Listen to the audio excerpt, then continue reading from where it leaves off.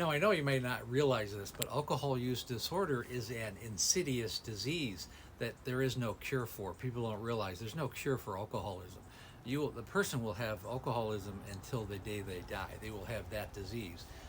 The good side is that there's a high degree that someone can put this into remission.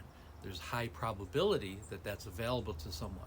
So let's delve into this a little deeper. Like many diseases, there is no cure. Like Lou Gehrig's disease or muscular dystrophy or Tourette's, there is no real cure for it. The good side is that there is a high probability that you could put it into remission. The thing is, if a person statistically can get to 2 years, they have a 60% chance that they're not going to relapse.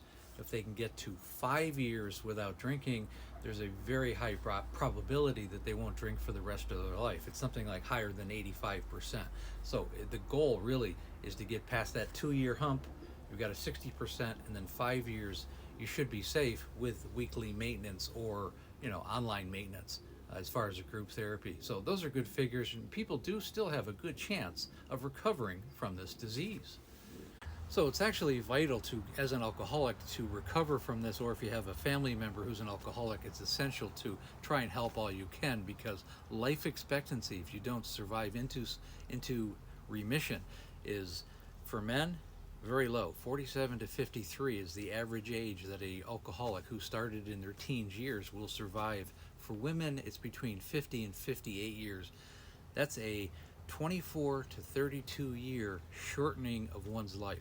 Really, generally speaking, it's a third of someone's life if they've started in their teen years and are drinking into their 40s and 50s. Most people, the vast majority of alcoholics who started in their teenage years, will never see 60s. Now, of course, there's always anomalies. There's people who live in their 70s and 80s, but that's not the average.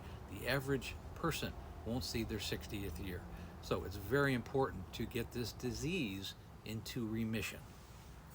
Now, to review, before COVID-19, in the United States alone, we would lose about 144 to 150,000 people a year to alcoholism. Post-COVID, post-2023, that actually went up by 25% because of the stress during the COVID years. Now we're losing something like 180 to 190,000 people just from alcohol use and alcohol-related problems. This doesn't include traffic fatalities. You could probably triple that. So it's very important to get your loved one, or if you're an alcoholic, to have your sole purpose in life is to get into remission, because it is not a road you want to go down. I don't know how to say that any stronger.